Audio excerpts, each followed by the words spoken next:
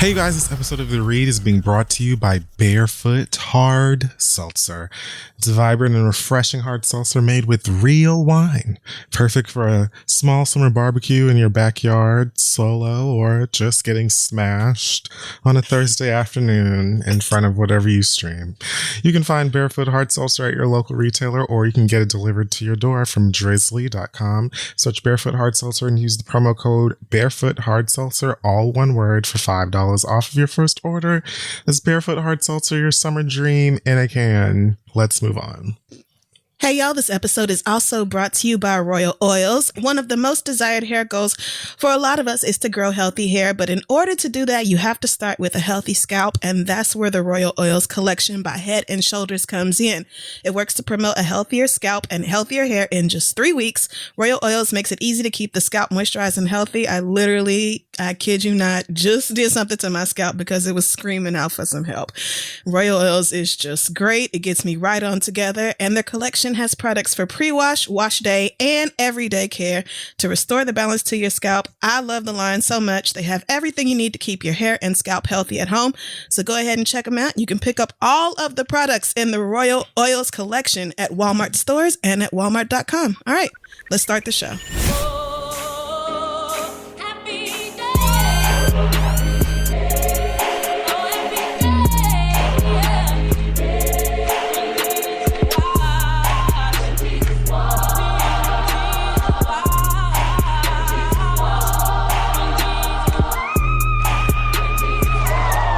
Well, all right. Welcome back, niggas and friends, to another episode of the podcast. I am one of your hosts, Waldo Geraldo Faldo.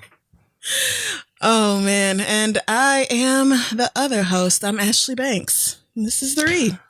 This is The Read. I'm Tatiana Ali.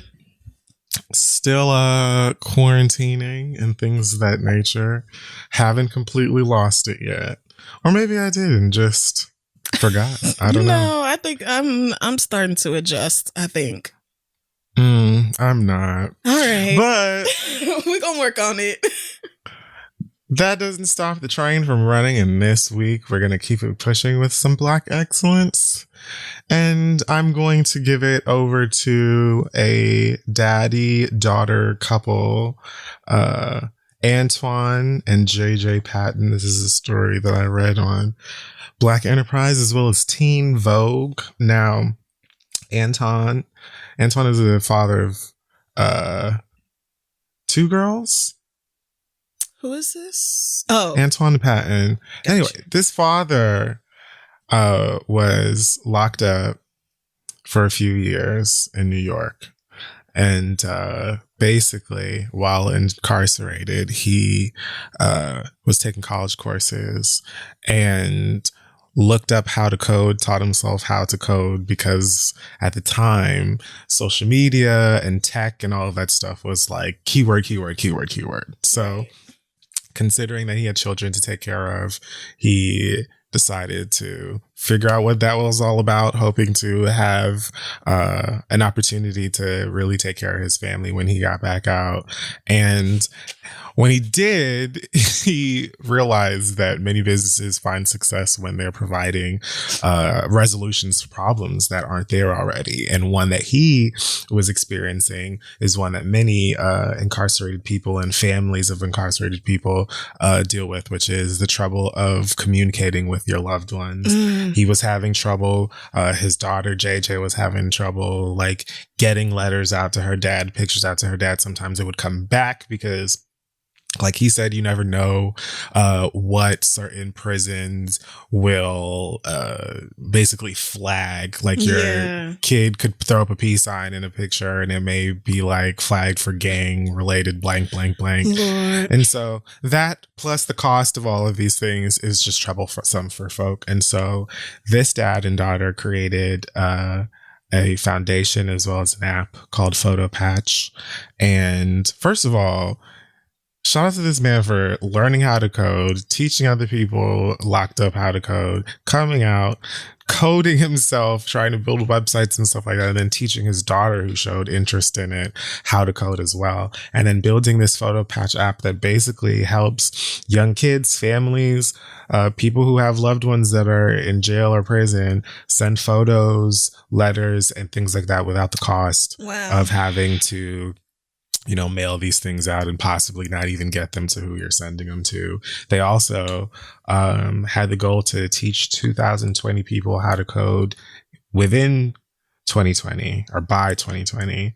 And that's what they're doing. They're teaching all kinds of people. I saw this clip of them, a whole classroom full of young Black folks, kids and all, learning how to code. And I think that's a really amazing, powerful thing to do, to just kind of get us rooted in these different things and helping for us to find interest and stuff. Because he, from what I read, also when he saw like computer science as a course, one of the college courses in prison, he thought, oh, well, that's just for geniuses. Like, that's not something for me. That's what I would have thought too.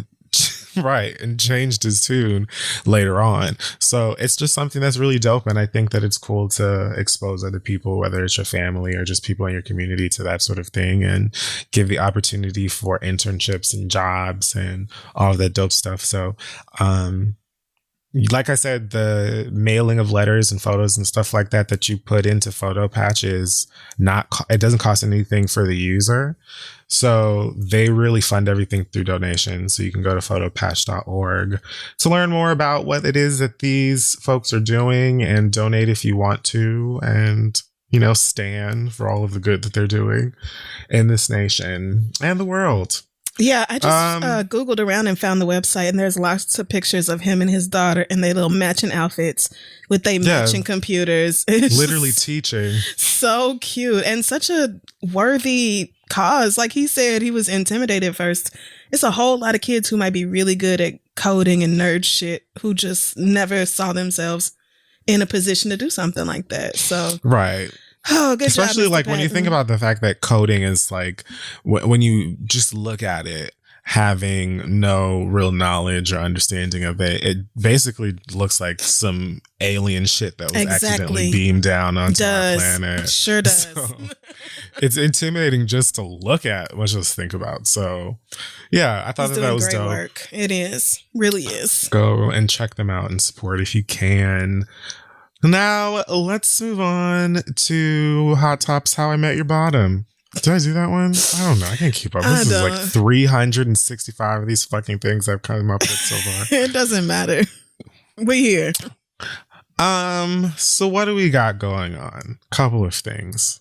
Lady Gaga is finally apparently about to drop her 6th studio album. Wow. After a list of leaks and drama and all kinds of foolishness.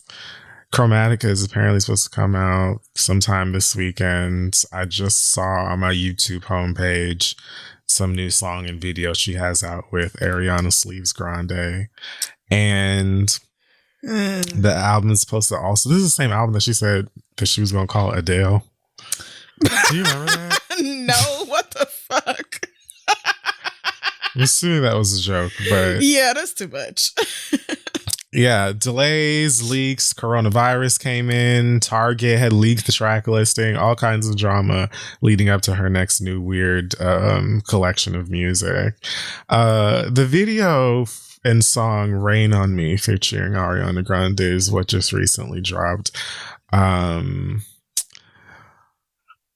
So it sounds like what you would assume it would sound like, I think. Like, okay. I feel like your first guess is probably close on the money. Okay. Very much something that white gays would probably blast at an OnlyFans party. That is definitely what I was thinking of. I'm not a huge fan of it. The video is interesting. It kind of looks like it was like inspired by K-pop and Power Rangers and the fan mail era of TLC. And oh god, I just pulled it up and I definitely see the fan mail, like, yeah, from the very fucking get-go. This is very right. Lisa T-Boz and Chili of 2000. And fine, whatever. Ariana Grande's dancing in the video with some butterfly wings on because she refuses to not look like a 6-year-old. And I just feel like whenever this came out, you know, the gays, their pupils just dilated and they had to plug it into their veins. I know that this is probably just adding to the stress of not being able to go to brunches and circuit parties for the white gays. But other than that, I read on Vulture that this is an album that's supposed to be a dance album from another world. Okay. Or some shit like that. Like it's another planet. I don't know. You know that she does this whole weird shit where it's like, oh, I'm actually like an alien T-bone steak, and here's my song about global warming or whatever the fuck. And there's lots of spectacle, and she's full out strange. And so I guess good luck. I don't feel like every huge pop star has to have a collaboration. Like they don't have to. Yeah. This to me just kind of felt like, let's do a song together because it would absolutely make the gays explode. And I'm sure that it delivered in that sense. But other than that, I'm just kind of like, all right, I hope to like the album.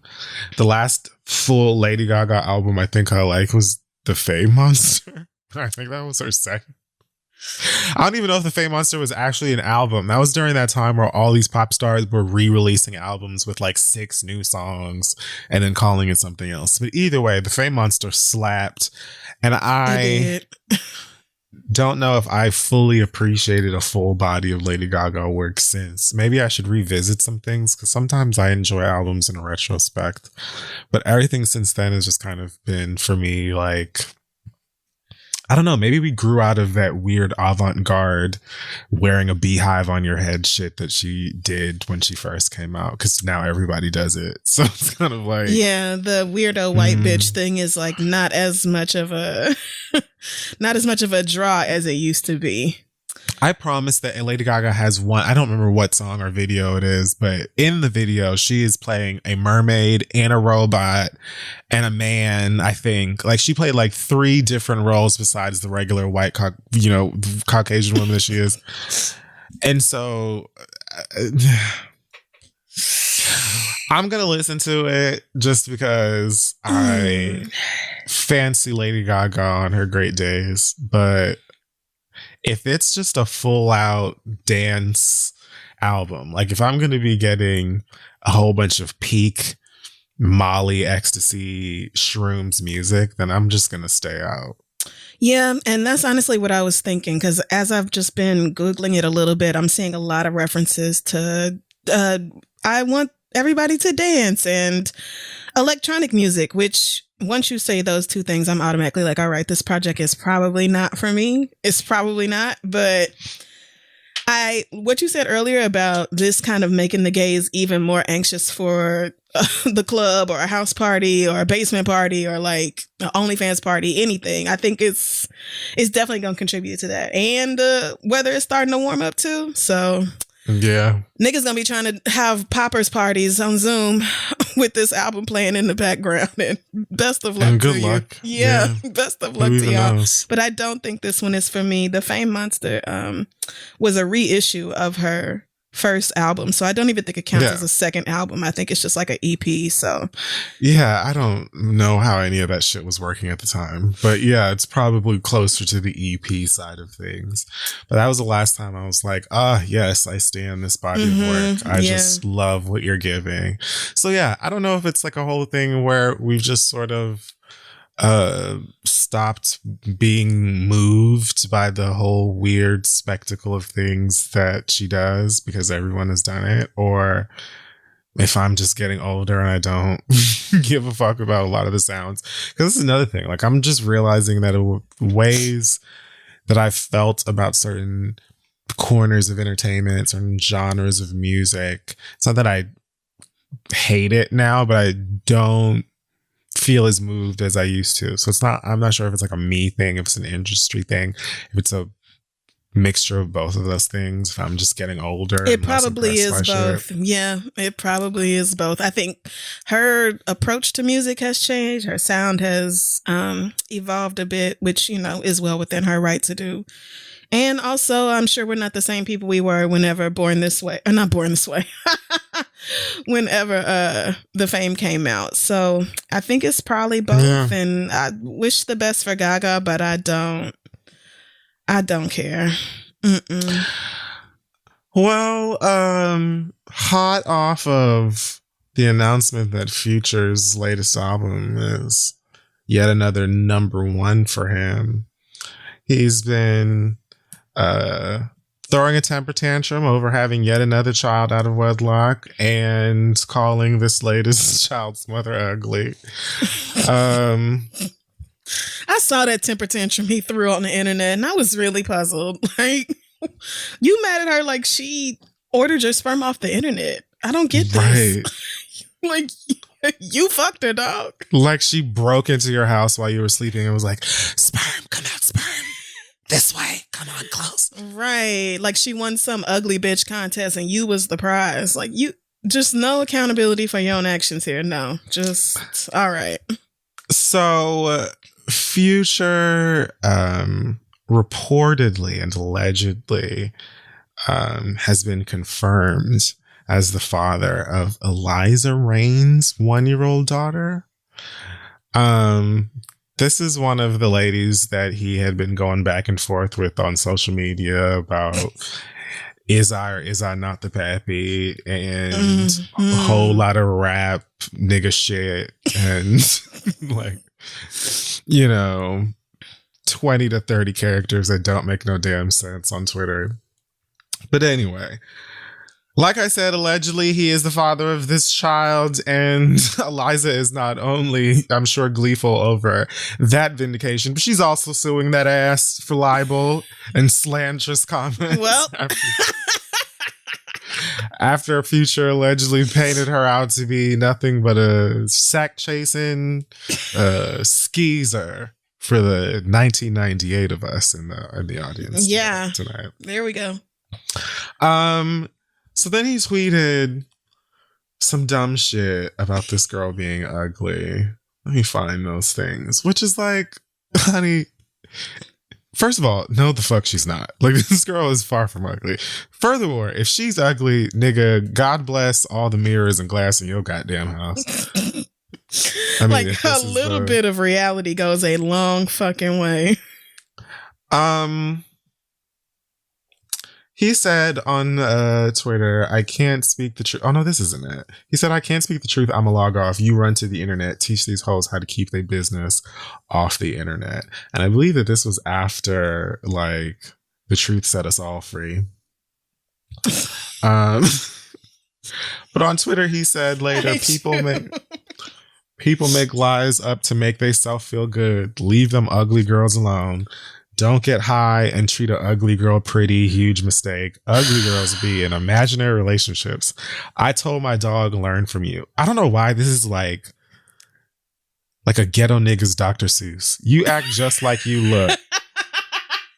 Caught me slipping. Okay, so what? You was really, really lucky. Relax. You crying over shoe money when you could have just asked for it. Relax. Pay the money. Just make sure. Child support. Cash, check, money order. Give this woman her fucking money and leave the rest of us alone. You fucked this girl because you wanted to. You decided clearly not to use protection or whatever the fuck. She pregnant. You got another baby. Take care of the nigga. This is the game that we exist in. All of us. This is called reality. Right. You make a baby. You kind of have to pay for it. Right. Literally. So what happens? And Future has like 8 kids. So it's not like he don't know how all this, and half of them are like under 2. So it's not like he don't know how this shit goes. Right. You're a veteran at this loose dick nigga shit. It shouldn't even be, at this point, you should just be writing a guidebook for everybody else on just like the fastest way to get child support money out of the house, the best lawyers, whatever it is that it takes. Yeah. Because the rest of this shit just don't seem like it makes, any good sense. I'm sure that the real issue here is that as the president of the secret society Illuminagas, Future's status is probably in clear jeopardy at this point. Oh, really? And I'm sure that Chris Brown and Offset smell blood in the water and they're coming for that position. To run all of these ain't shit niggas, in the direction that the group sees fit. And so Future's probably just on some mafia movie shit, freaking out because the niggas are coming for his spot as top fuck boy in charge. Because what? Yeah, I mean, at least Chris and Offset are good fathers. From what we know anyway. Like, at least they have that going for them. Future, his children are scattered across the 48 contiguous states. And he didn't even want to claim them last 2 or 3. So I feel like there's a certain level of scumbag nigga who, Future will always be their daddy. Just because they can relate with the ain't shitness. Because this is just bad. When is Future gonna say, I really need to stop fucking all these girls, especially Raw? Maybe I need to just start strapping up all the time. Maybe I need to find one young lady and build a relationship with her and get to know her and then maybe not get her pregnant. You know that there are cords within you that you can cut so that this just doesn't happen anymore. Like, a little bit of responsibility goes a long fucking way. And I don't care what Lori Harvey talking about, nigga. It could be finished now. Like, y'all can adopt or whatever the fuck it is that you do in the future. You can go ahead and just snip. And then you don't have to worry about, cashing out for any other party promoters or whatever the fuck, since that's all that you seem to know how to do in the world of relationships and sex. I definitely thought they broke up. I didn't even know him and Lori Harvey was still together. I don't know. Mate, you probably right. What do I do besides play Animal Crossing in this? I definitely thought that girl went and quarantined in her condo some damn where, but I'd hope. Who knows? Because niggas is still sneaking out to fuck. So maybe they just like better the dick you know than a dick you don't. Oh, big time. Oh, yeah. You can't trust Future because he out there fucking multiple girls. A little pandemic is not going to slow that nigga down. He's probably got his own app where he just opens it up and, has one of them sent over to the house. One of those Yes Jules is or something. I don't know. On the bright side of the Illuminiga news, though, one Quavo has gotten his high school diploma. I saw that. Oh, that was just so recently. Joyful. That was so sweet. So I read that he had actually been involved with his high school, as a successful rap nigga, doing community things and giving back, but he wasn't considered an alumni since he technically was a dropout. And so the principal of the school, who was his teacher back in the day, said, hey, why don't you just get your damn diploma? You know what I mean? Why don't you just go for it and do it?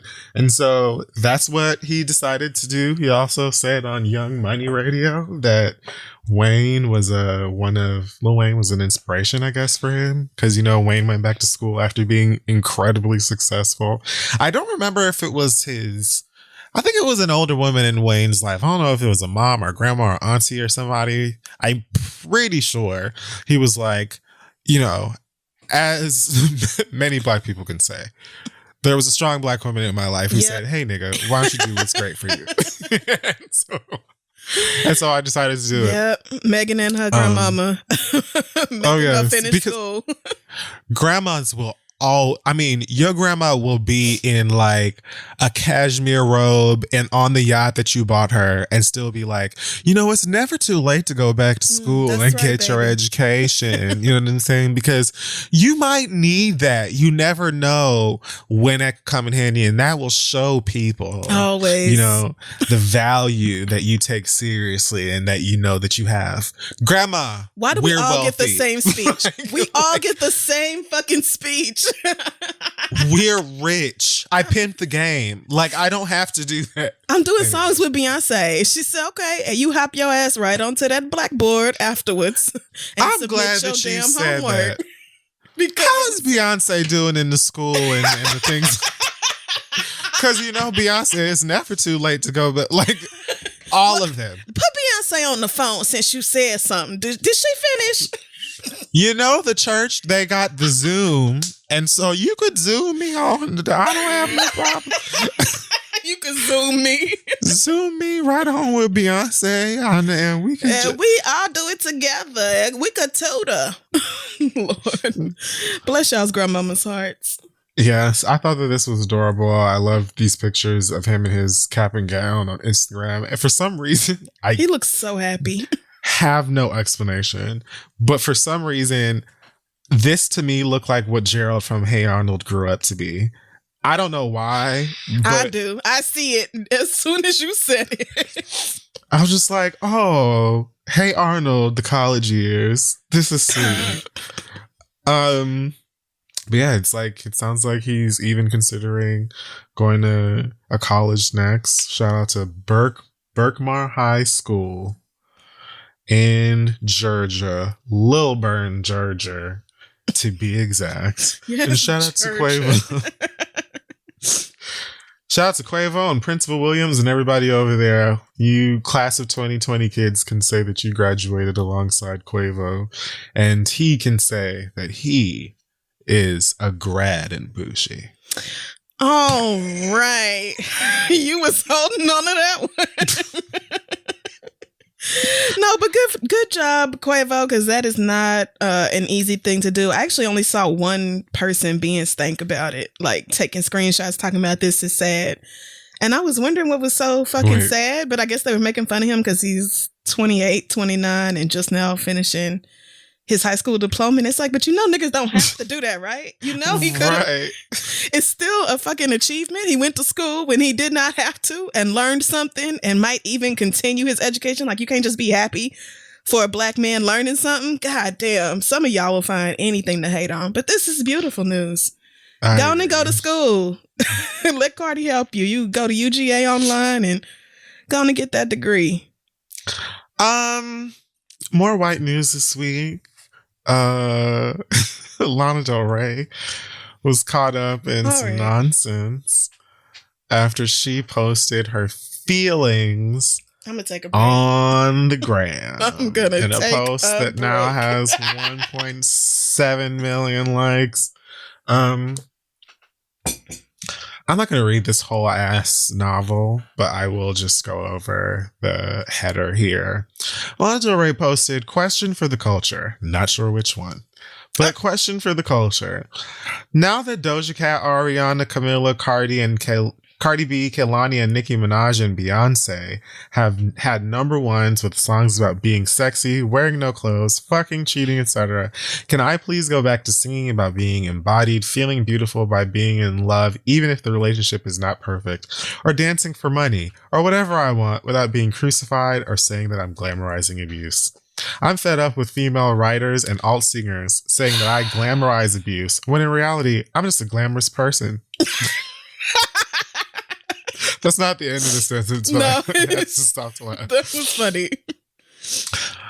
I'm fed up with female writers and all singers saying that I glamorize abuse when in reality, I'm just a glamorous person singing about the realities of what we are all now seeing are very prevalent, emotionally abusive relationships all over the world. She hasn't deleted this, so you can go and read the rest of this if you want full context, but it basically goes into woe's me.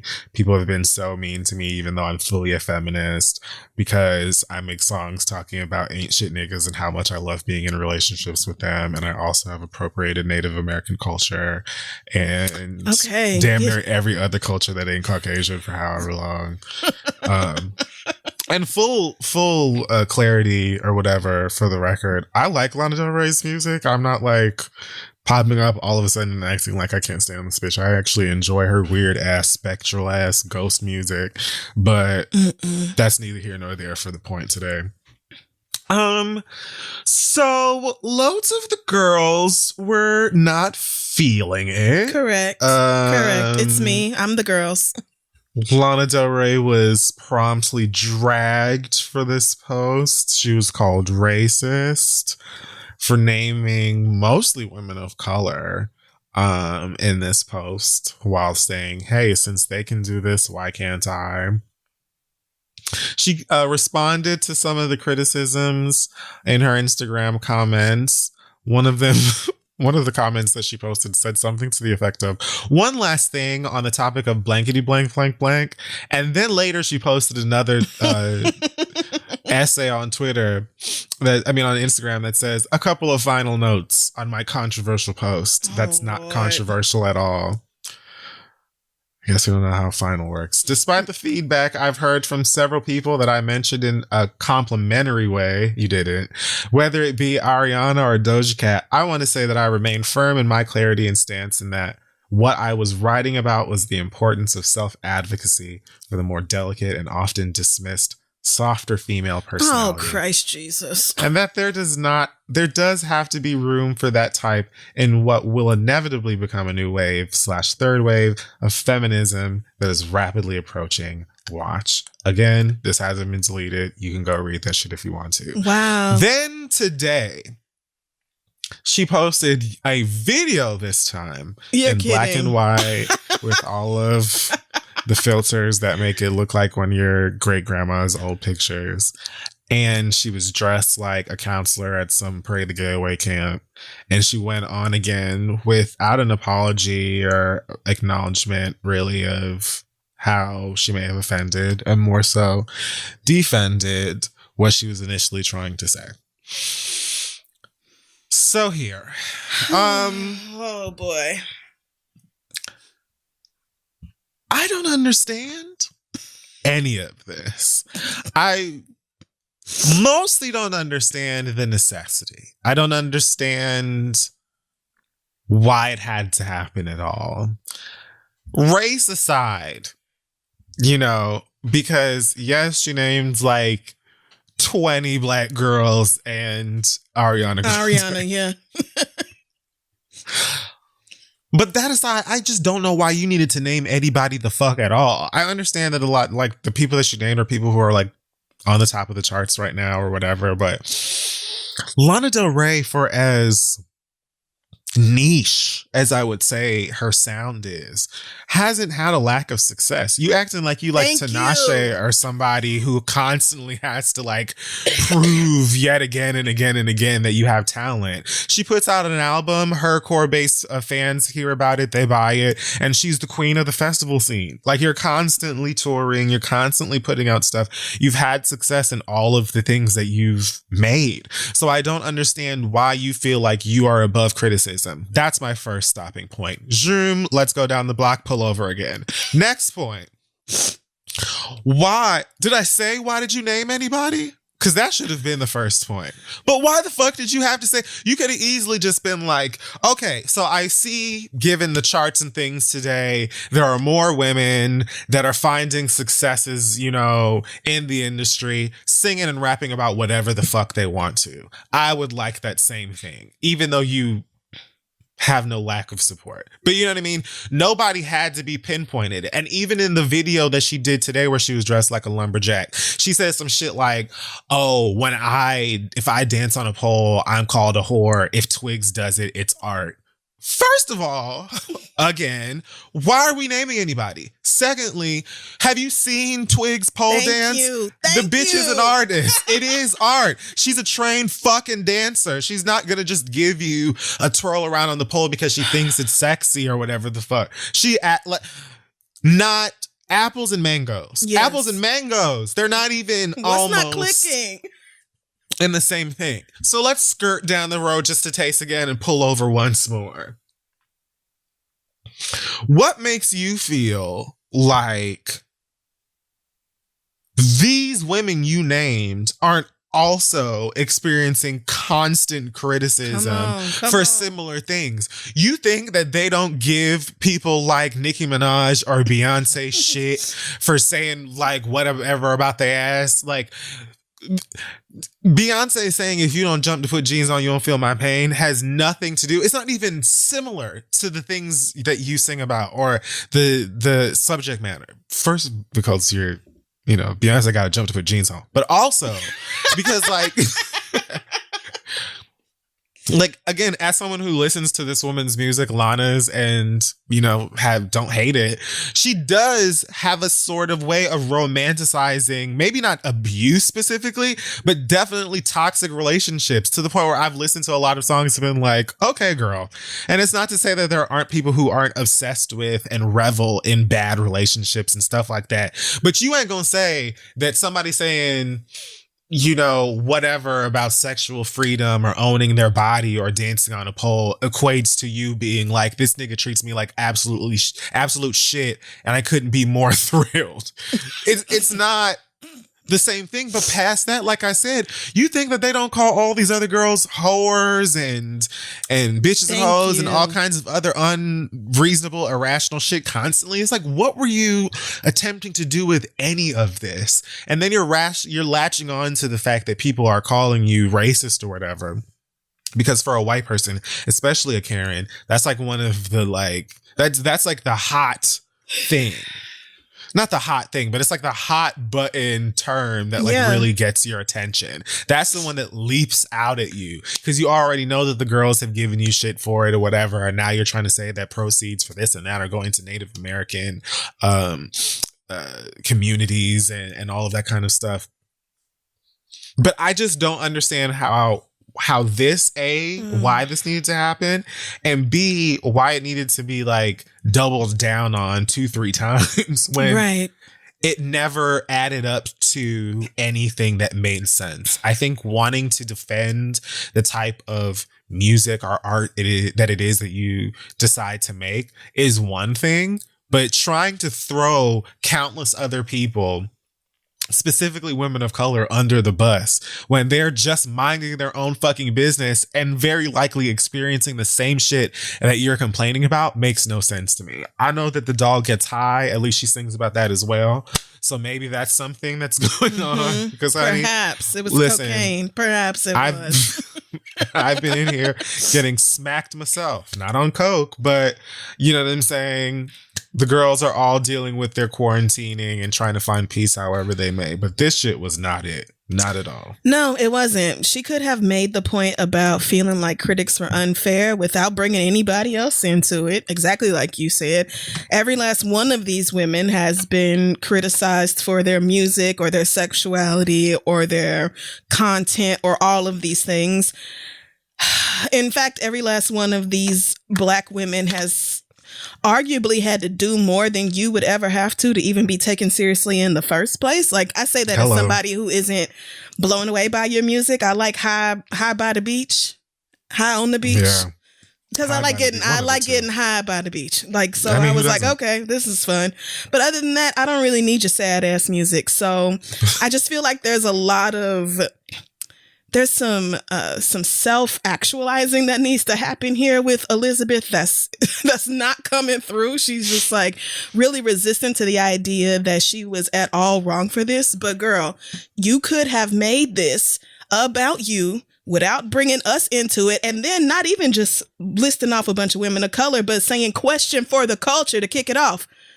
As soon as you say that, and then you list a bunch of Black girls and then say, how come they can do it and I can't? Why would people not think? Like, how you going to say, I don't understand how y'all bringing race into that, and that just says more about you than it does me? Bitch, you literally, you set it up. Maybe you need to go back and look at your words again.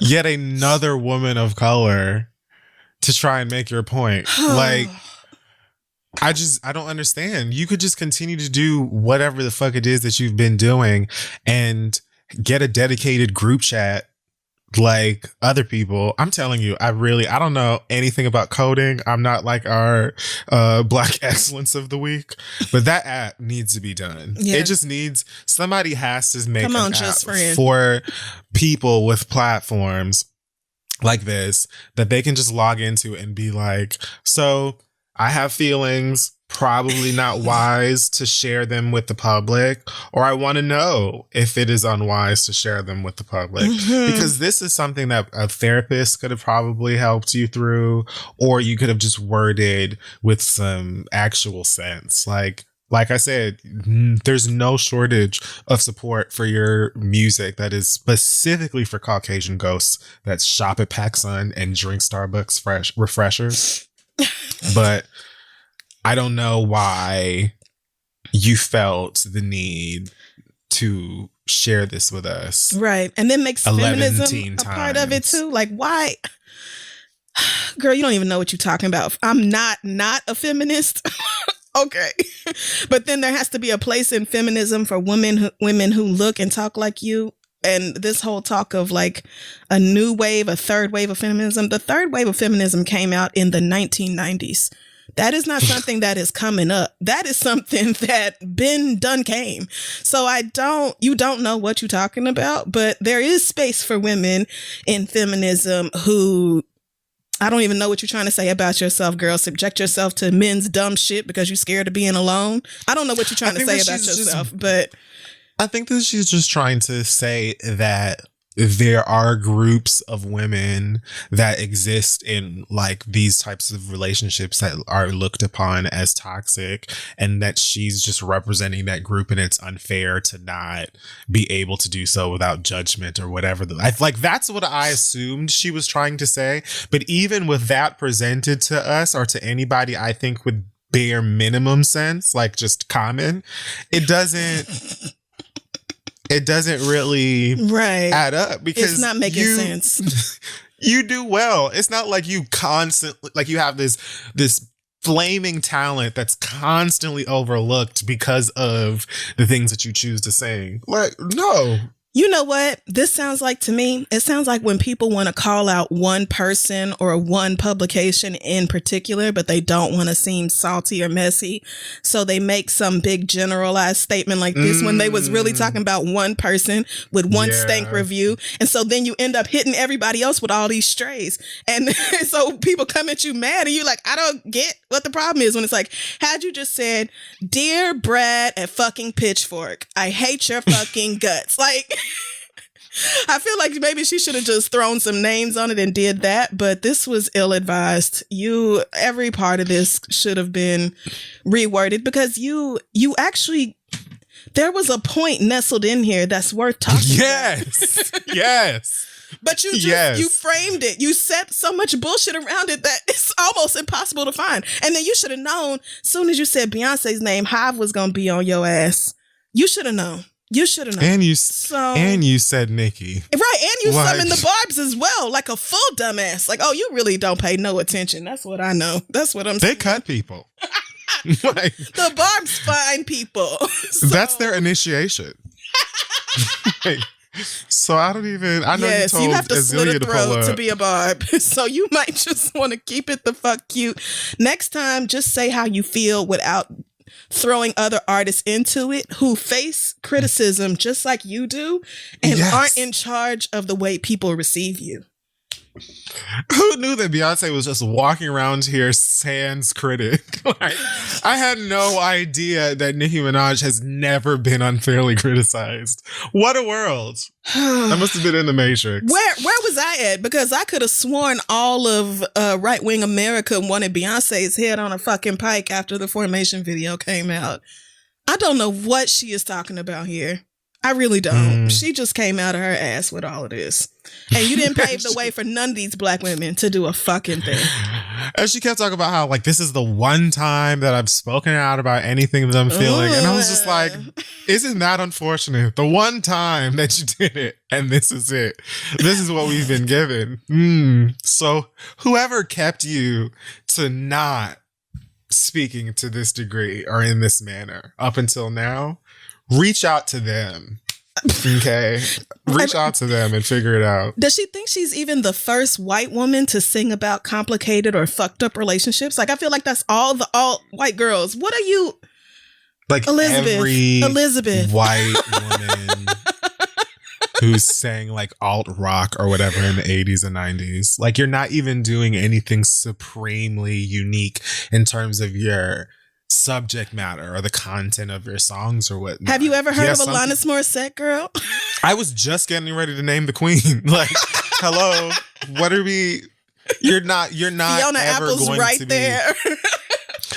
You could sing like gospel, you're never going to be above criticism. Someone's always going to be like, oh, I don't like that you did such and such and such and such. It just so happens that you do things that are probably like the criticism's understandable, and you can discuss and explain and have conversation and have debate and stuff like that. But being like, oh, so I see that you let Kaylani and them bitches show you some ass, so what's the problem? Like, that's not gonna help anybody. I mean, and you should just do whatever you want to do. Make whatever music you want to make, regardless of what these critics have to say about it. Clearly, you are successful. So why not just stay in your lane and go your own way? None of this had to happen. I blame the fucking virus. I blame the virus because this was just pointless. I blame Rona for a lot. You know what? I'm not even going to give her that one. I'm not. Unless, like I said, you got a little touch higher than usual because you're tired of quarantining, then maybe Rona can catch a bullet for that as well. But man, I feel like she would have said this shit regardless because she's just been holding in all of these feelings for criticism for however long she's been in the game. But this wasn't the way to go about it. Right. Just put your music out and go on. Good luck to you, Fort Lauderdale Ray. Last but not least, Doja Cat may have used up 8 of her 9 lives, if not all of them. Oh boy. So apparently she has been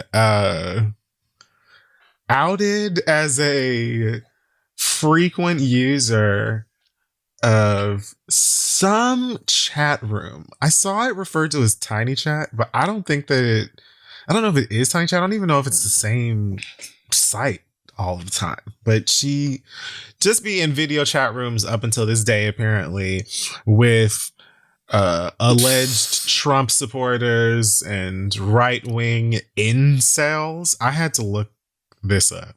I didn't know what an incel was. Oh, the incels are out of their fucking minds. Those are the involuntarily celibate. Yeah. Yeah, and they kill women for not wanting to fuck them. Like, them people are out they damn mind.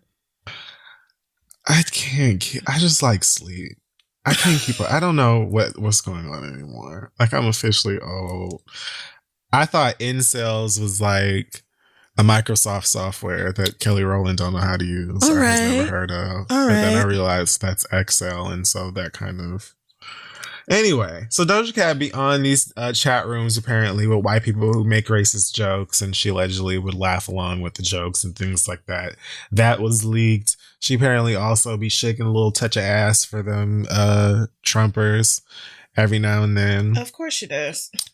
And also, there was some song that leaked from 2015 from her called Didn't Do Nothing, which is a slur that is apparently used to mock Black victims of police brutality. Mm-hmm. So... Didn't do nothing. A lot of the cats or felines, I don't know what Doja Cat stands are called, they had questions. Doja Cat is Over party took place last Friday. Doja, who is mixed, just for anyone who couldn't tell or wants to know, posted the following iOS press release. It says, I want to address what's been happening on Twitter. What's been happening? Right here on Instagram. I've used public chat rooms to socialize since I was a child. I shouldn't have been on some of those chat room sites, but I personally have never been involved in any racist conversations. I'm sorry to everyone that I offended. I'm a Black woman. Half of my family is Black from South Africa, and I'm very proud of where I come from. As for the old song that's resurfaced, it was in no way tied to anything outside of my own personal experience. It was written in response to people who often used that term to hurt me. I made an attempt to flip its meaning, but recognized that it was a bad decision to use the term in my music. I understand my influence and impact, and I'm taking this all very seriously. I love you all, and I'm sorry for upsetting or hurting any of you. That's not my character, and I'm determined to show that to everybody moving forward. Thank you. What a strange bird. I don't really... I mean, it's okay, girl. You taking it all very seriously, but now there's a fuck Doja Cat t-shirt on your website. Available for pre-order. Yeah. So it's like, are you taking it seriously or are you a fucking troll and loving it? This is something I wouldn't have guessed of Doja Cat. And Really? That's something that I fully expect of her. Not knowing what the fuck I'm finna hear about her doing or saying. Okay. So it's not like I would have been like, oh yeah, Doja Cat totally seems like the type to be on racist Tiny Chat. But hearing it, it's just like, oh, another weird thing from someone that I find to be kind of weird. Mm-hmm. Her throwing it back for trust fund Trumpies, that's not really surprising. But the rest of it and the hard R's and all of that other shit, I just don't. I never know what to make of this child. But seeing as how I was introduced to her dressed as a cow with French fries in her nose, singing Moo. Yeah. I guess the wonders will never cease. I'm not really surprised that she entertains white men because I think since I've known of her, I've only ever known her to fuck around with white boys anyway. All of this is too much and extra, but I knew it was something wrong with that girl when her tweets saying faggot came out and she was like, yeah, everybody did that, so get over it. And it's just like, oh, no, ma'am. I started looking at her crazy then. So the fact that y'all got somehow more emotionally invested in her, I don't understand. Did y'all forget the faggot thing? Did it not matter? Whenever I thought of Doja Cat, that's the first thing that came to mind. Yeah. So I know y'all really like Say So, but and rules. Yeah, I mean, she has some good music and she can fucking rap, but it's gonna be up to y'all to decide whether you support that or not. I've been able to clock it about this bitch. Something was wrong. Yeah, I feel kind of the same. A couple of people hit me and were just like, oh my gosh, this Doja Cat thing, I'm so disappointed and blah, blah, blah, blah, blah. And I respect that. But I was just like, I don't really feel like I'm personally losing anything. I think that she is talented. I am not. But I wasn't like super invested in her to the point where this feels like a blow to, you know, my spirit or whatever. Right. So, yeah, I think you're right. It's kind of up to people to decide how they want to approach it. I feel like most of the people that have given her the number one are probably young people who are going to just move past it if they were huge fans anyway, especially since she's given you this attempt at an apology. I don't really know. Like, I don't. Some people said, well, that explains how a lot of them wigs used to sit. And, it does explain the fucking hair. It sure does. Every part about it. But I think she was raised just with her white side, like her daddy abandoned them or something. I think that's her story. I read that she has not met her father or something like that. Right. It's something like that. So I'm sure she does have issues with blackness and with her father and both of them at the same time. But I just don't know what y'all, I cannot say I was shocked by this because I don't know what y'all expected from this girl. So she seems like part of this like Lil Nas X era of celebrities that are just like, they just grew up in MySpace and Twitter was a thing when they were like 5. Right. Like all of this shit where it's just like the way that they exist outside of their content is super digital because that's just they're younger. So like you said, the way that she responded to having said faggot to me just was like, it just seems cool really like that. Yep.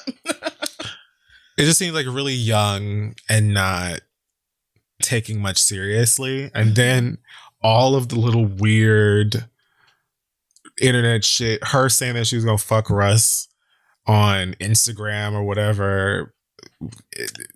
Just like I don't know, girl. Like, I don't even have it. She confuses me, but you know, God bless everybody. I don't know. If you are a Doja feline, a feline fan, or whatever y'all are called, and this is a hard time for you, you have my condolences and good luck in the future. A lot of the Barbs are livid. They didn't want their girl, you know, next to any other forms of drama. Although I don't understand how. Nobody could blame Nicki for this. Right. It's just, you know, the Barbs are proactive. They just get right to business. before anybody says anything. The girls are just like, before you even. Like, nobody was even looking at her. I literally wasn't even thinking about Nicki. It is sad, though, that they just had this number one moment, and now here we go. Just, was it even a whole 2 weeks? And I don't think so.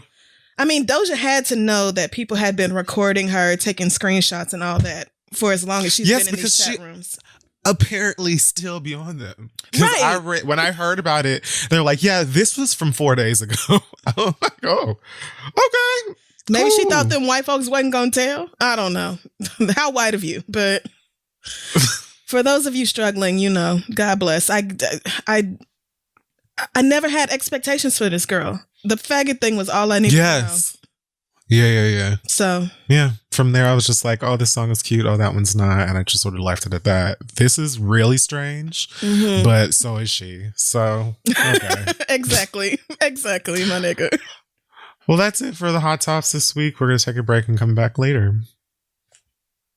Hey, y'all, the system supporting creative people is broken, and the COVID-19 crisis is making that more obvious than it ever has been before. It puts algorithms over ideas, quantity over quality, and what's easy to sell over what's good. Money, brands, and just about everything else over the people who actually make the things that inspire us. That's where Patreon comes in. They offer a better way by helping creators build a more sustainable income source by offering a monthly membership to their most passionate fans. It gives them the freedom to do their best work, the stability they need to build an independent creative career, and a chance to create more meaningful content and a great connection with a supportive audience. And in turn, the fans get access to exclusive community, premium content, and the chance to become active participants in the work that they love.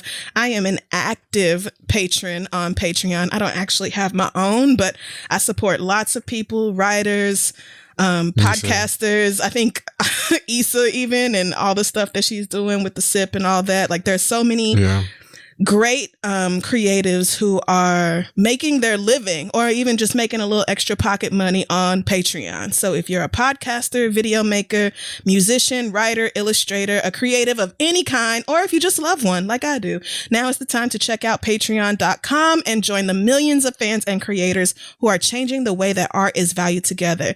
Again, check out Patreon at patreon.com. That's patreon.com. Go support somebody dope. All right, let's get back to the show. Okay, we're back, and it is time for listener letters. Hallelujah. Send your questions to asktheread@gmail.com. We may read them aloud on the show. The first letter this week comes from Nisha, who says, I'm a 25-year-old Black woman. I am a child protective investigator for the state I live in, and I have a pretty good life. I'm in a new relationship with a 24-year-old Black woman who is a CNA.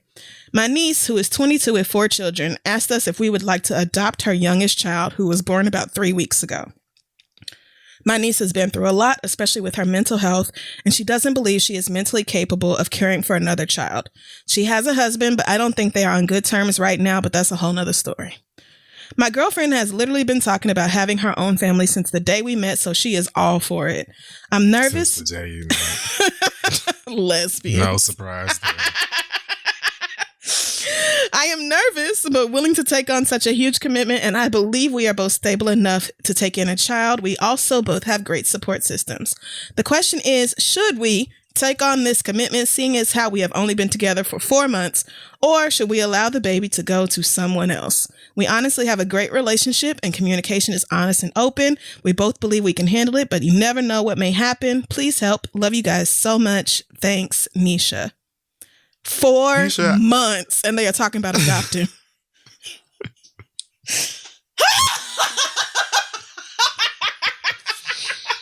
Time must move faster for lesbians. My fucking people. 4 months, girls. That is crazy. I mean, I think it would be really dope to, like, at least have the... Well, I guess I was going to say I think it would be dope to at least have that proximity to the child's mom. Yeah. For the future, you know, depending on however they want to approach that. But that's not necessarily... I mean, you don't necessarily have to adopt this child for the proximity to be there.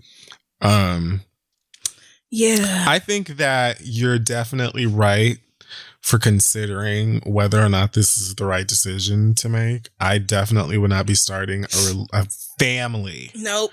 with somebody after 4 months. No. I think that is just absurd. Love you so much, but I just can't co-sign that one.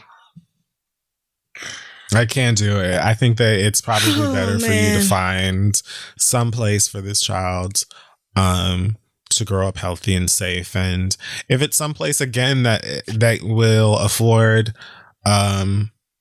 your sister, right? Or niece. Yeah. Your niece to still have access, I don't know, to her kid in the future or whatever, then I think that's what I would be trying to do. But I'm not having a motherfucking baby with you after 4 months, my nigga. Like, that's just not exactly. It's not gonna happen. Coronavirus is older than 4 months, girl. Your relationship, I know y'all are happy, but it's been 4 months. I don't even know what cereal you like. We gotta buy cereal for a baby? Like, yeah, no, y'all don't need to adopt this child together, but if she's down with having a baby in the home, then I think it's great if you adopt this child.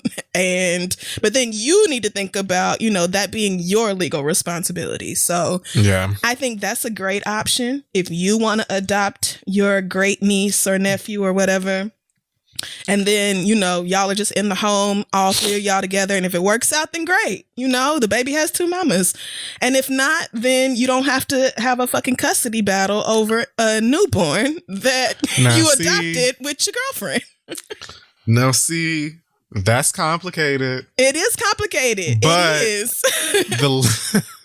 But y'all the should legalities not do this just together. are what they are. Right. You know what I'm saying? That'll be rough. Granted, it doesn't work out or something in the future, but I mean, the law is the law. Right. So, or maybe you can get guardianship, and then that way you can make legal decisions for the baby and have custody, but it makes it easier for, your niece, if she is healthier down the line, to come get her baby back or whatever. It's really up to you, I think. I love that both of y'all are down for it, but I just don't think y'all should make this legal decision together after 16 weeks of being in a relationship. It just does not sound like a good idea. And do you know how, like, all of the ways in which a relationship transforms when you put a child in the middle and both have to assume responsibility for it? Okay. Like, your relationship is not going to look anything the way that it does now. The way that y'all communicate is going to be different. Your priorities will be different. Your values will all come to the table. All of everything that you hold dear and understand, your way of life and the way that you were raised. Yeah. Everything that is going to come up to the surface. And that is an intense thing to be doing after 4 weeks. No. Too intense. Please, ladies. I get that you really like one another. And really, y'all might stay together forever. And I hope so. I hope you do. Yeah. But this is too early, sis. Maybe you can do it, and then y'all can have the little family situation. Like, there's already a pandemic. Don't add even more stress to your brand new relationship with a joint adoption. So won't even imagine it. Yes, best of luck to y'all and to your niece. I hope her mental health improves, because if it's bad already, the virus is not making it better. But anyway, let's move on. Our next letter comes from, give me a fake name. Maestro says, my problem is that I worked in a call center for an auto insurance company for almost 3 years. Last September, I quit my job to pursue acting, writing, to travel, and to really focus on myself and making a career out of being a creative. Well, I learned that the acting business is hard to get into. I have been struggling for the past 8 months. I'm sorry. I was barely surviving. I had to find extra work when I could, and I also picked up a bartending job to have some money coming in. I was so broke I had to live out of my car at one point. I was in Atlanta at the time and ended up packing up and moving back home because my plans didn't work out. Plus, due to COVID-19, bartending and production companies had to shut down anyway. True. Ain't that the truth? Then today I jumped on Facebook and saw an old coworker of mine post that my former insurance job is hiring now. I still have the license required to get the job. I still know how to do it, and it would give me the financial support I need right now till I can fully support myself at being a creative and not just jump out the window like I did last time. My former coworker even said they get to work from home now, which is perfect. The only problem is that when I put in my 2 weeks notice and did my exit interview, I told the HR person I was going to LA and to Atlanta to act. I told them that there was nothing they could do to keep me there, and I believe I gave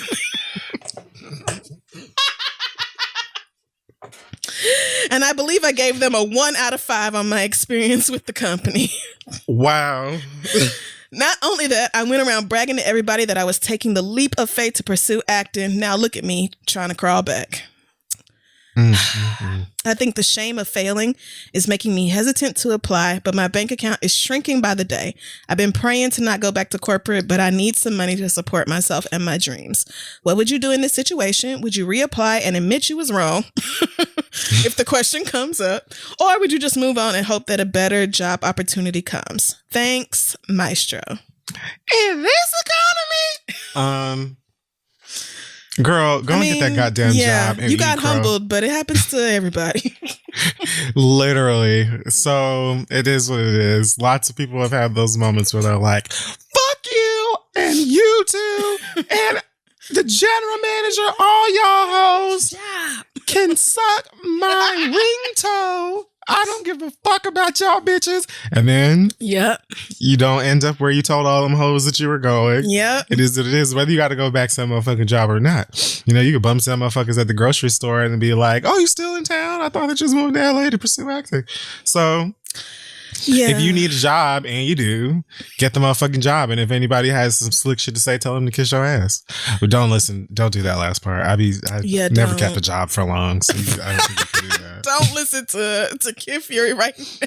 Talk it however you want it to is why you in this uncomfortable position right now. Yeah. Just flying off at the mouth.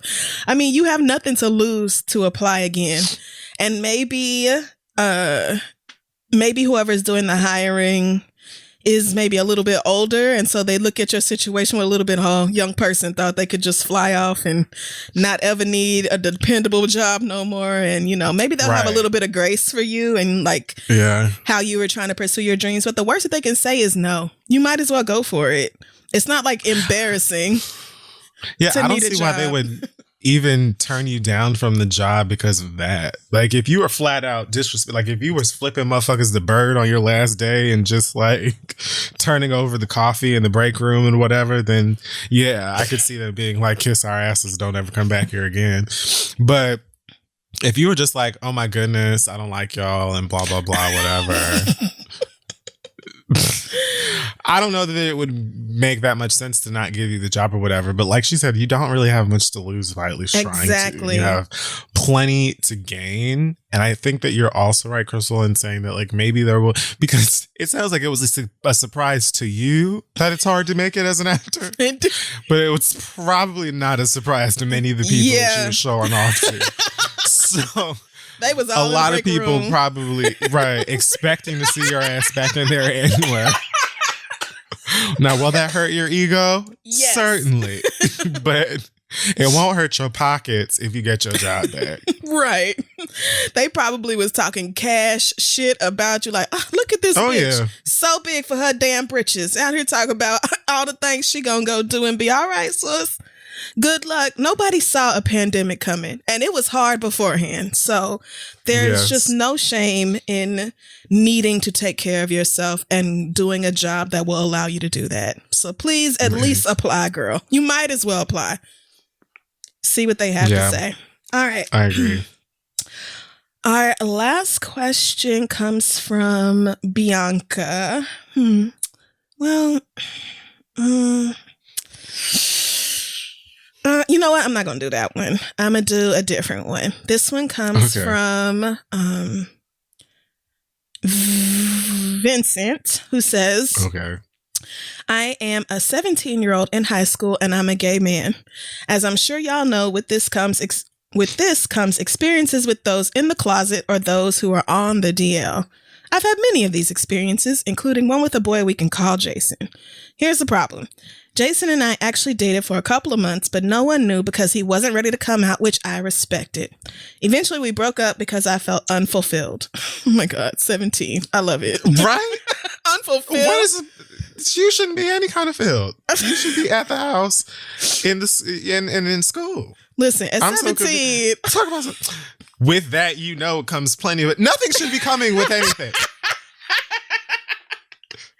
The problem is that recently my friend has been gushing over a boy who she refused to tell me about for months because she wanted to wait until it was serious. And of course, he is none other than Jason. Here's the thing. Jason told me multiple times that he was gay and just not ready to come out, and I've seen him use multiple girls as cover-ups. My friend is the really romantic type, and she falls hard and fast.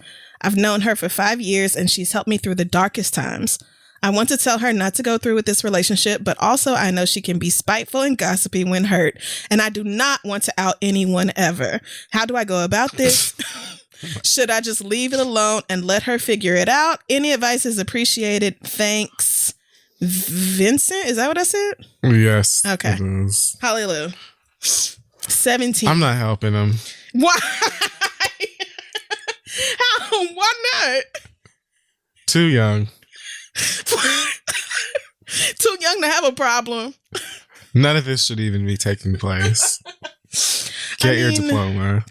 So I'm joking. I was about to say, this friend is rude right now, but I'm totally kidding. I think that it's probably y'all are so young that it's like this isn't really like I don't want to say it's not a real problem, but I just feel like you are too young to take, I don't know how to word this. Like, I feel like y'all are too young at this point to kind of take serious a lot of these things. I think that with a bit more time, that Jason will likely or hopefully reach a better understanding of his sexuality, hopefully be more comfortable in that, especially if he's not outed at 17, assuming he's the same age as you. And I think that this is a thing where you can just know to kind of keep it moving since you weren't being fulfilled at 17. Look, I'm just thinking, like, what did the nigga not put butter on your popcorn when y'all went to go see Trolls World Tour? Or, correct. Oh, no, that's not like, what? We went to Orange Julius and he did not buy me nothing. Like, what fulfillment? There shouldn't be. No. Fill your own cup. This is of education. Y'all are so young, and it's just like I'm not gonna tell you to be more worried about school because I'm determined to be the aunt, and I'm just gonna say school as much as possible, even though I was shit in school, just garbage, like did nothing. Okay. Yeah, I think y'all are too young. I think that this is one of those things. It sounds like y'all, in not even 10 years, will be cracking the fuck up about. Maybe you and Jason together will not be laughing about it. But I think it's something that you just like, if I think about all of the gay experiences that were revolved or just thoughts that revolved around my mind at 17 years old, you know better and do better once you get older. You know what I mean? And Jason could end up being one of these niggas who's fully grown and still really locked up about his sexuality and lying to women and men and doing whatever kind of fuck shit and whatnot. But that ain't none of your business. That's none of your business, none of your concern. You're not like, the gay superhero that needs to save everybody from, I don't know, niggas on a DL or whatever. But especially if you're saying that this girl may be spiteful or whatever the fuck. I mean, duh, she's 17. Again, assuming you're the same age. But like, of course, she would probably be spiteful and, start a thread on Twitter about it or whatever, TikTok. I don't know.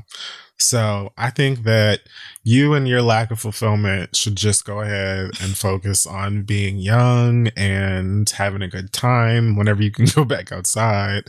And that's it. This is adorable. Like, this is so funny that a 17-year-old, I mean, because it's totally a thing that you're dealing with at that age. You know what I'm saying? Oh, absolutely. Dating and trying to figure all of that shit out and stuff like that. But at 32, it's so funny to hear it because it's like, oh, that's one of those things that you just get older and be like, oh, Jason was fucking stupid. Right. And Jason will likely be older and be like, man, I was fucking stupid.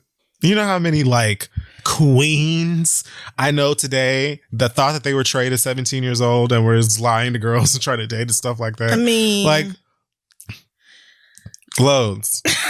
So I would give probably, the girls. yeah, I would probably talk to him about it. Be like, that's my friend, right? Like, this is you putting me.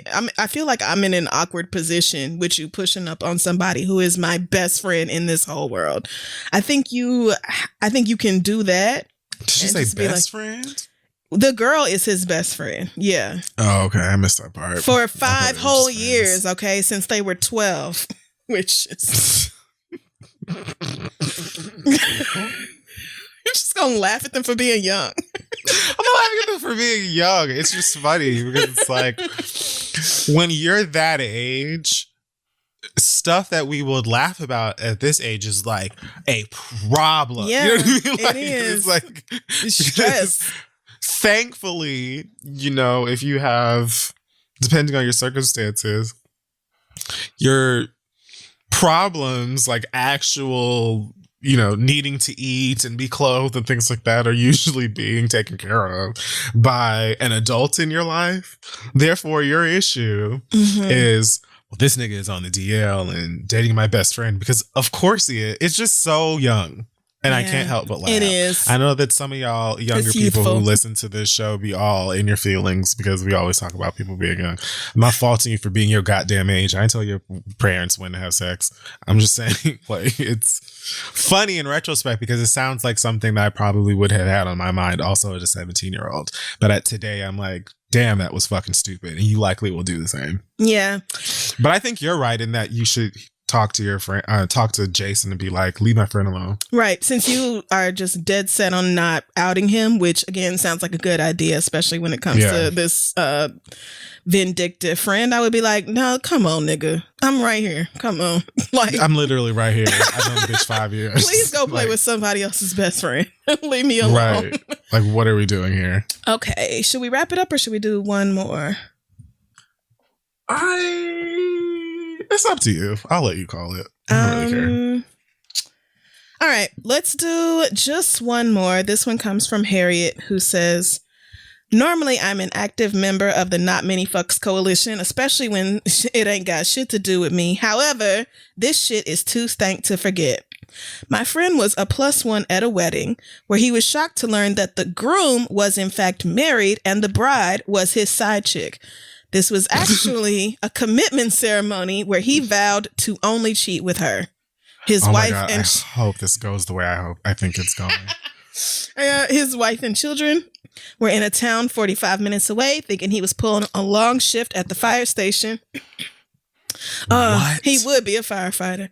Meanwhile, this nigga was in the backyard of an Airbnb, lighting a Unity candle, exchanging rings, and reciting vows to a goofy bitch in a real David Bridal's exclusive gown. They even had an officiant flown out to perform the fuckery, and then electric slid their way to hell in the dining room of the rental with their 8 guests and some cake. Wow. At least they got cake. Come on, Publix. I wouldn't have believed this shit if they hadn't asked my friend to take pictures and videos for them on his phone. After he airdropped the pictures, he kept a few for us to gag over. Of course, sounds like a bad idea for a cheater, but whatever. You would think a cheater would be tighter about this shit, but anyway, after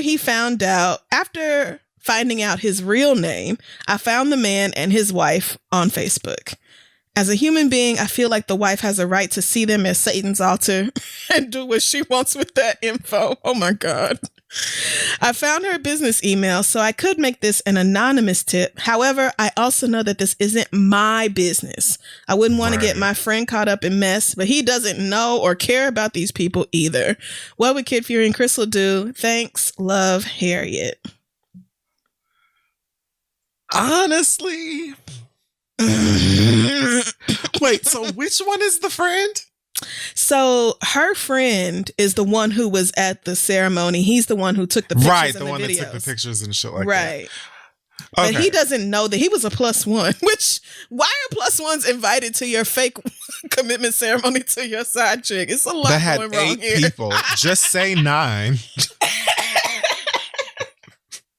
Like, yeah, what? This is too much. But I love this letter because normally I tell y'all to not be messy, but I would absolutely do this. I sure as fuck would. I think that, yeah, I'm pretty sure I wouldn't, but I wouldn't fault anybody for doing it. I would actually love to be next to the person who is doing it so that I could watch. But I feel like personally I would leave myself out of it just to stay away from this. But I don't think that there's anything wrong with blowing up a fuck nigga spot. The nerve, a commitment ceremony. Okay, how you gonna have a whole ceremony with another bitch and then ask people to document it? That's what I'm saying. It's not like this can be traced back to you or your friend. You know it was. You know it was a good old sheet cake. I'm just over it. Right there at the Kroger. Yeah, I would absolutely create a dummy email account and send a message that said, "This is literally none of my business. I just saw that you knew this person and thought you might be interested." And then just send that shit right on off. If the wife was my friend, I would do it 3 times. Like, if the wife was my friend, I would say it to her face. Yeah. But not knowing them and my friend being the +1, like, you just seem so removed from this situation that I would just I would tell the friend, like, look, if it gets messier, make sure that I know. I want to hear all the details because I'm bored. You know what I'm saying? So let's do that. But I don't know. I'm not saying that you shouldn't do it for any specific reason, because I think you doing it would be fantastic and hilarious. And again, probably very entertaining for you. But me personally, I don't think I would, if that's the question. I definitely would. The fact that you are so far removed from the situation is exactly why I would feel comfortable doing it.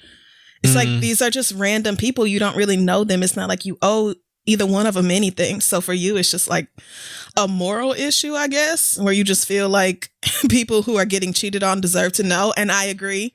If it was me, I would want somebody to send me the pictures and videos. Please, friend of the random +1 who went to my husband's commitment ceremony to his main hoe. Like, the idea is so fucking preposterous. I want to know that my husband is spending that kind of money on another bitch. And bold enough to have people take pictures and videos of it. I would do it. Because sometimes a public sheet cake can hit at the $20 mark. And let's be honest. Good cake. Right? I mean, the Airbnb rental, they probably had some streamers up. They bought a bunch of them little tea light candles. You know, he probably spent a couple hundred. I see a paper or plastic tablecloth. Oh, definitely. Definitely.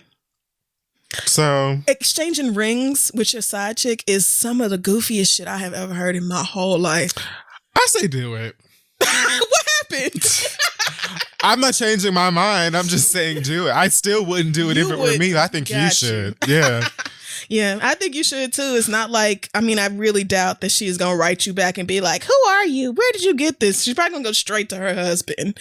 But again, this can't be traced back to you. So you should also send him like an anonymous calling card or something that's just like got like ransom style letters all in it that basically lets him know that she knows now, and then like set off like a world. Oh, she'll probably beat you to it. Never mind. Yeah. But I would definitely think that Crystal brings up a fantastic point, which is just the fact that you are so removed from it. Basically just makes it flipping a switch. At that point, it's really not much else to it. Like, yes, I wish we were friends so you could BCC me and I could just sit back. Who says they can't? Okay, please don't BCC the read on this email. Oh yeah, maybe don't. Please do not do that. But best of luck to you in your journey to mess. I have to support it. I'm not mad at this. Niggas are so bold. They are. Bro. They are bold as fuck. What? You ain't even just elope with her or go and run off somewhere and do your own little one-on-one thought style thing to me. She must be the type that was like, I want a ceremony. Like, she must have demanded. I just need to know understand. that I mean something to you. Exactly. Okay. What Keisha got to get? Because I actually married her. She is my wife. Right. That is what she is, my legal partner. So I cannot do that with you. But a bullshit commitment ceremony promising to not commit adultery with anybody but you, I will do that for you, girl.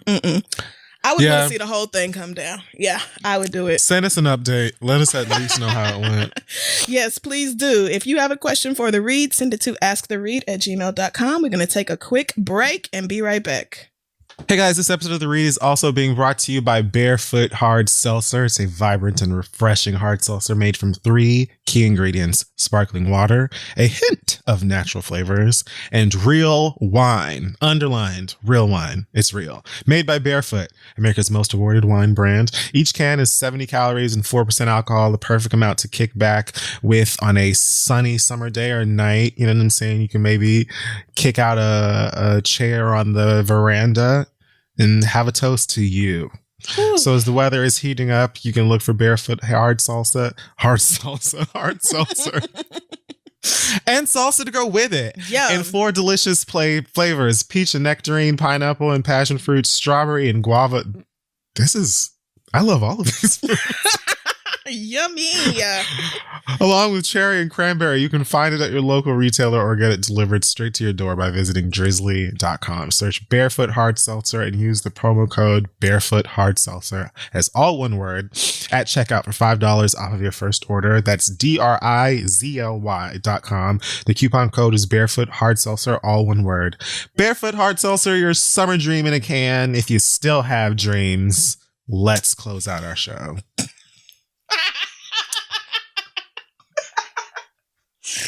Woo! Well, that's it. It's time for our read now. It is. I don't have very much to say. You want to go first, or I don't really. It's up to you.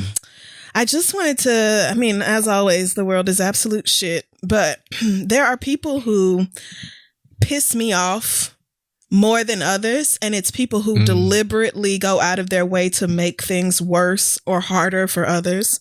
So I don't know if you remember, maybe a month or so ago, I had to cuss out that bitch who went and like coughed all over the produce in the grocery store, and they had to throw away all that fucking food because she was being stupid. Well, right here in the tri-state area, right across the bridge in Jersey, a man named George Falcone is under arrest, or was under arrest, because he was at the grocery store in New Jersey. If you don't know, up here, you definitely can't go outside without a mask, but there are certain places where they will chase your ass right the fuck out, and the grocery store is one of them. Like, they're not playing around, especially because everybody has to go to the grocery store. So this man was at a Wegmans in Jersey on Sunday when a worker asked him to move away from her and a food display because he was too close. In response, he leaned in even closer, coughed and laughed, and told her that he had the virus. So when did she finish beating his ass? She's probably not done. She's probably still whooping his ass right now. If you don't know, I think New Jersey is maybe right behind us as far as the death toll from this fucking virus. They have over 150,000 cases. It's not a thing to joke about anywhere, especially in a place where things are already so fucking hectic. So he was charged with making a terroristic threat in the 3rd degree and 4th degree of obstructing administration of the law. Both charges are felonies. Because on top of that fuckery, he also refused to provide his name and ID for the police detective who was actually already at the supermarket. He was just part of security, so he didn't have to call the police. The police was already there. And then for the next 40 fucking minutes, he wouldn't even give the damn man his ID or his name. Sir, if you're gonna be bold enough to deliberately spread your germs during a pandemic, you ought to be bold enough to put your name and ID behind it. Y'all too bitch made for the shit you be doing. I would assume that if your balls was so big that you felt like you could go cough in an essential worker's face during a fucking pandemic, then you should have been the bitch to be like, and my name is George Falcone at 289 Manchester Drive. Like, come on with it then, since you so fucking great. Since you don't have no worries, since other people's health and safety don't mean nothing to you. This woman asked you to back the fuck up, not just for her, but for the sake of the food, which other people have to eat as well. And instead of just being like, oh, my bad, you know, didn't mean to get too close to the hot bar or whatever, you decided to take it in the exact opposite direction and sign yourself up for a couple of felonies. I want this white man prosecuted to the fullest extent of the law. I want his voting privileges suspended. I want his license seized. I want him banned from all grocery stores in the state of New Jersey. Whatever needs to be done to send a message that you crackers might feel safe spreading your bioterrorism around your own homes, your own communities. You don't give a fuck about nobody else. Do that shit in your neighborhood. Do that shit in your backyard. Do that shit with your friends and family who come over and take the risk to breathe your same nasty ass air. Don't go to people who are at work, meaning they're not necessarily choosing to be here, but they are doing a job that is essential for us in these times, and then threaten their lives and their safety. It's just white bullshit, just absolute Caucasian malarkey that cannot stand. Send him to jail. Do it now. I've always enjoyed the word malarkey. Since COVID is so fucking fun, you know it's rampant in the prisons. So why don't you go there? Why don't you go shouting somebody's face down to the jail and see how good you feel on a regular day. See how you feel then. See how good it is. Because I just don't know what y'all are not taking seriously about this. The U.S. has over 1.5 million cases. By the time this show comes out, we'll probably have 100,000 dead. So I don't know what else needs to be done for you to understand that this is serious. Send him to jail. Well, alrighty. Yeah, that's it. Well, first I'm going to pass my read. This one is coming from CP. CP says, I'm going to keep this short. Jumping right in, I want to start by saying I am not employed in the medical field, nor am I considered an essential worker. Because of this, like many others, I've had the pleasure of working from home.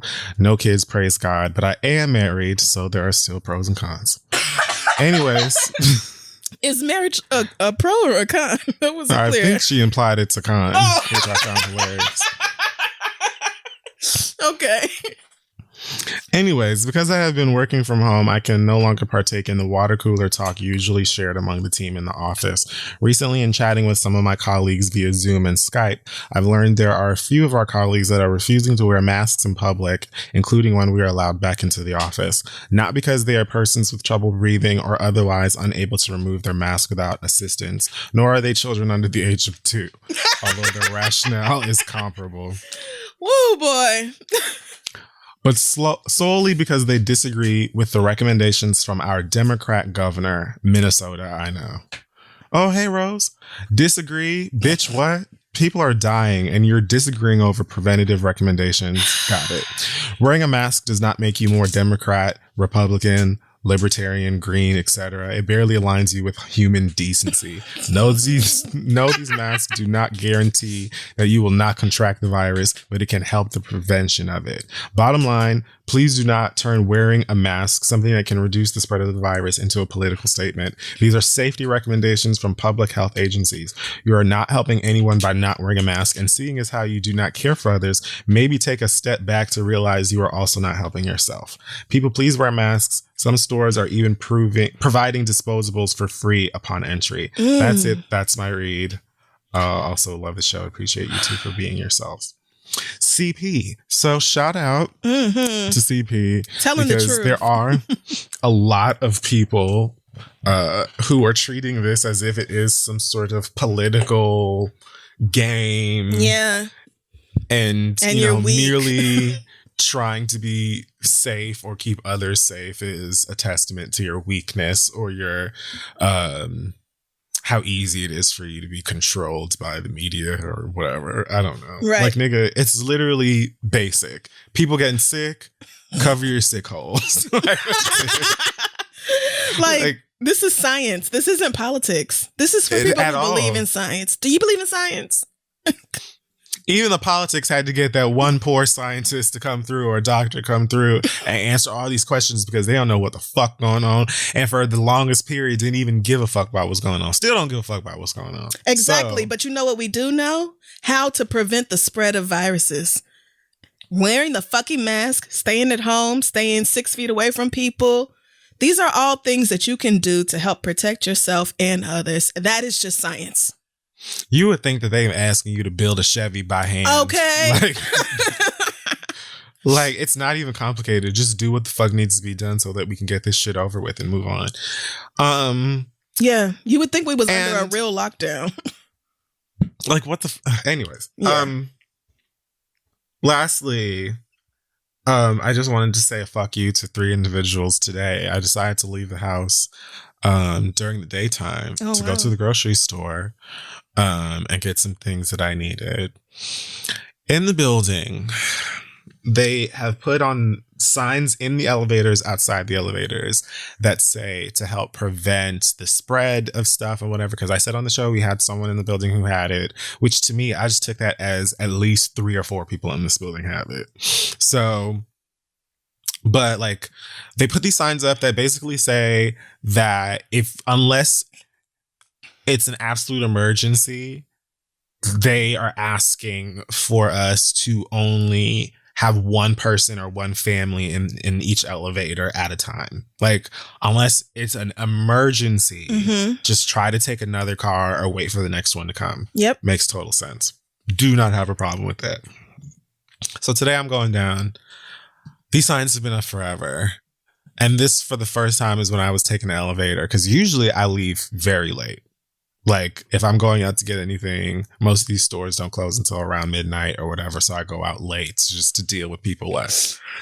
But for whatever the reason this time, somebody stops on a couple floors underneath me. And I'm expecting they're going to see me and be like, all right, I'll take the next one because that's what we're supposed to be doing. Not only did they not do that, we're talking about 3 niggas who got onto the elevator with me. None of them wearing masks. And I said, like, we're supposed to go one at a time. And they basically looked at me like I was disgusting and said, like, well, we're not sick. Oh my God. You know when you like see jail? Yes. Oh no, I would have spazzed. And I thought to myself, like, okay, I could spend the rest of the day at home, do this show, eat some snacks, and play some video games. I could just let this go, get off of the elevator, and just move on. Or I could crack all 3 of these skulls together. But then I'm going to have to spend the rest of the day, and probably a few more, in jail. A few at least. I got off of the fucking elevator and I had to wait for like 2. Well, the one that I waited for, like the one that came right after, had 2 other people in it. So I let that one go. And then another one came that had somebody in it. So I let that one go before I finally got on the motherfucking elevator and could leave the fucking building to go get the shit that I needed. So I really just wanted to take this time to say, fuck all 3 of them motherfuckers who came onto the goddamn elevator. It's basic, like basic. How you know that I wasn't motherfucking sick? Right. How the fuck am I supposed to believe? How do you know that you are not sick? All 3 of y'all motherfuckers were tested and haven't done anything since, haven't gone anywhere since. You're not wearing a mask now, so it doesn't even seem like you're taking this shit seriously. Right. Do you know that we had somebody in the building that is sick? Do you know how many motherfuckers are currently sick in the city? And we live smack dab in the fucking anus of it right here in Manhattan. Damn like, what the fuck? But I'm supposed to just be like, oh yeah, totes. Cool. All right. Like, I don't pay rent in the same motherfucker too. Woo. Fuck y'all niggas. Even if it wasn't a virus, I still would have wanted y'all bitches to get off the fucking elevator because I don't like people. I don't like none of you niggas, and this is exactly the fuck why. People are selfish and ridiculous and don't like following orders, and for whatever reason, so many people right now feel like they have to show their rebellious side, given how many rules are being placed on everybody. Everywhere you go now, they're telling you what to do and how to wear this and whatever, and some motherfuckers just hate being told what to do, clearly, so you're just doing whatever the fuck you want to. This is life or death. So I'm just not the one you're going to play games with. Somebody else probably would have been like, sure, and let's all just breathe in each other's mouths until we get to the ground floor as well, since we're here. Not me. And I'm just thanking the Lord for growth, because it also, in my 32 years, I feel like I've gained the patience needed to just step away from situations like that. Because 10 years ago, even if it didn't get physical, it would have got very verbal. Yeah. So I would have definitely cussed you out. Like, so I'm supposed to now get off of the motherfucking elevator rather than y'all just waiting for the next one. Chat. Keep each other entertained until the next goddamn car comes down. Like, are you fucking kidding me? It was just the most annoying fucking thing. And I told myself, this is exactly what the fuck you get for not being the owl that you know you are. You should have just left the fucking house to go and get them groceries at 10:45 like you normally do. Talking about you want to go outside when the fucking sun comes up. Bitch, who are you? Human? No, that's not your fault. It's their fault for not giving a fuck about nobody else, even to the point where you're not wearing masks. Why the fuck are you not wearing a mask? I have not left my apartment without a mask on since March. I do not understand these people at all. You know the coronavirus is all outside, right? I walk down the hall to throw the trash out. Mask. Yes. I don't give a fuck what's gonna go to get my mail. Mask. Walking the dog. Mask. I don't give a fuck where everything, what I'm doing. Because let me tell you something. I could probably go down to the grocery store without a mask, and there's maybe a decent chance that I won't, get sick or catch anything or whatever. But preventative, the definition. So if I can do things that cost me virtually nothing, right, aren't harmful, and in fact do the absolute opposite. If I can do these things to keep myself safe and healthy, people around me safe and healthy, why not? Bitch, you want to get into a grouped elevator with a motherfucker you don't know, none of y'all bitches got masks on, and talking to me about some, oh, well, we're not sick. I damn near ripped out every one of their fucking Adam's apples. I hate y'all bitches. And I was like, up until this point, I have not gotten onto every time, whether I've been going up or down, every single time I've been on the car by myself.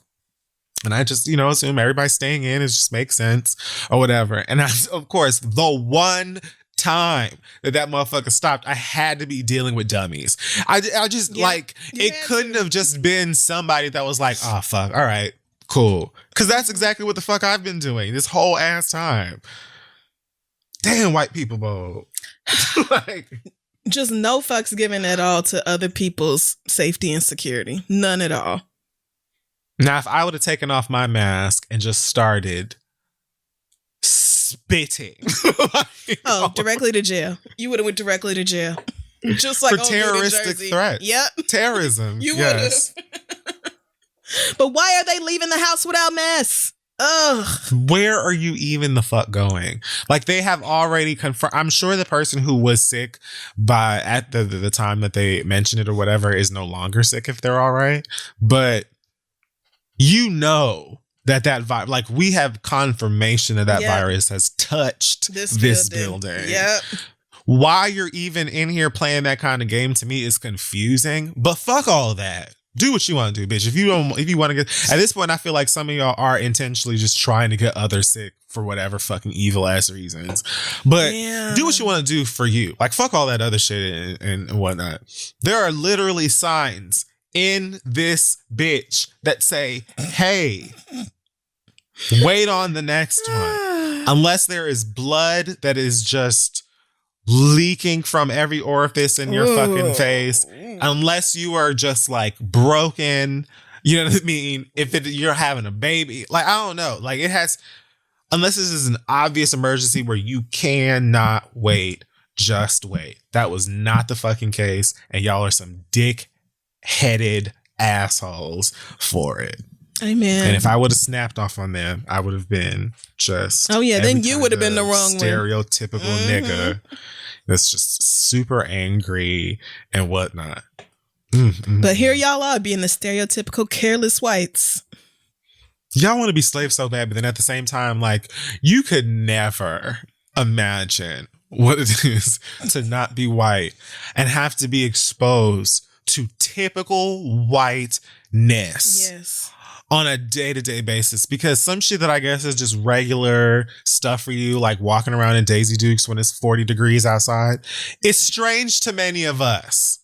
And like, I guess it's hard for you to see that because it's just the stuff of your ancestors, I guess. But all right, honey, y'all make decisions that I just cannot get into. It don't make no motherfucking sense to me. And the world could literally be on fire and y'all still be walking around like idiots. It doesn't make any sense. So fuck y'all too. Oh, man. And on that note, I think that wraps up this week's episode of The Read. Check us out on social media at This Is The Read. Our website is thisistheread.com. I think that was my smoke alarm that just went off. I was not going to say anything. Yeah, I think that was that. So, you know, still not in a studio. Just gonna have to fucking deal. But yeah, anything else? Fight us. Right. Come change my fucking battery in the smoke alarm then, nigga. You know what? I used to like joke about that smoke alarm battery needing to be changed in people's videos and shit when I lived with my mama and was making YouTube or whatever the fuck. When you have your own place and that shit be going off, you let it go for maybe a day or two even before you're like, let me find a fucking stepladder or some shit so I can get up here. God bless you. If for many people, a stepladder may not even be enough. Sometimes I stand on. It's me. It's not enough. It is not. If I have to stack chairs to get up there, so yeah, it's gonna take me a while. So, and when I called the super, he was like, "Don't know what to tell you. That's none of my business." Oh, it drowns out after a while. You don't even hear it any motherfucking more. Meanwhile, you and that bitch doing some Barnum and Bailey shit, balancing it on fucking stools and chairs like Tom and Jerry. Yeah. Trying to fucking change it so it doesn't drive you bonkers. Them shits be going off in my house for at least 24 hours before I find the time. Like, I literally have to be like, just do it now. You just do it now so you don't have to think about it again. Yeah, I don't have time tonight. There's shooting stars on my island, so I have to go to work. I don't get them. I don't get them. Like, I don't understand why. Are you sure? I never have any shooting stars. I've never had shooting stars. And I know them bitches, Tom and Isabel, supposed to be like, hey, bitch, you know, supposed to be shooting stars tonight. Yeah. They don't do that for me. But sometimes so I don't have the fucking magic wand. Even without Isabel telling you, sometimes there are shooting stars anyway. I don't ever. Celeste has never been to your island, Blather's little sister. Oh, yes, she has. So then when Celeste came, the shooting stars were there. Fuck. If you're just running around outside and all of a sudden you hear a little bell noise, like a little cling, cling, cling, something like that, just look up at the sky and press A. That's how you wish on a star. I bet you have shooting stars and you just didn't know that's what that sound was. Probably. Because it sounds familiar. Or just come over and you can wish on some of my stars and then they'll be on your island tomorrow, the star fragments. And you can get whatever recipe Celeste is handing out. I be wanting a fucking magic wand because that's how you like, you can like save preset outfits. Yeah, but I don't like it because it doesn't, you can't then edit the outfit. It's like you have to wear that whole thing that you put together. You can't adjust that outfit at all. So it's just like, what? Yeah, it's like you're wearing like a skin kind of. I don't really see the point in the magic needs wand. Like some quality of life improvements to it for sure. I love Animal Crossing, but it's some shit that like I don't need to be stopped in Nook's Cranny every day when I'm coming and going they follow to say me hi around. to the niggas. And they follow you like what is the hedgehog or the Able Sisters? That little blue one, I'd be like, this is very white of you, ma'am. Like, I'm just looking around. You don't have to follow me everywhere that we are going. I am not going to steal anything from you. Do you ever talk to the seamstress, Mabel? The big sister? Yeah. I don't know if Mabel is whoever's always back there at the sewing machine. Yeah. Sometimes, because I know that she's like, they have like some deep ass story or some shit, but. Right. You have to go talk to her every day for like a week, and then she'll start giving you extra patterns that you can use when you customize your stuff. They honestly could have Animal Crossing night school. There's so much to do in this fucking game. Like, what the fuck? How am I still learning about stuff? And I've had this fucking game for months at this point. Yeah, but anyways. Yeah, I don't think most people know that because she doesn't really talk. Like the first time you talk to her, she's like, yeah, get out my face. Yes. So. The first few times that you speak to her, she'd be like, bitch, I don't have no time. You want to talk to somebody, go talk to her. Bitch, I'm working. Get away from me. Go talk to my dumbass sister. But she wants you just once a day. Come back and talk to her. And then eventually she'll be like, oh, I love you so much. You're my favorite. And she'll give you all these extra patterns. And they do a lot of shit like that. Yep. They do a lot of shit like that where they don't explain stuff to you, but you're kind of supposed to go and do something over and over again before it changes. Yeah. Animal Crossing is a hoot. All right. It's just too much. Anyways, shout out to y'all for still listening. You can go to This Is The Read on Instagram and Twitter for more stuff from us. You can go to shoptheread.com for our merch. Shout out to y'all for still copping the merch and things of that nature. Mm-hmm. I was just like, I don't even know who needs a hoodie or sweater in this time. Apparently some of y'all still really want them. Yes. So thanks for that. And I think that's it. Yeah, we appreciate the support and we will see y'all next week. Goodbye.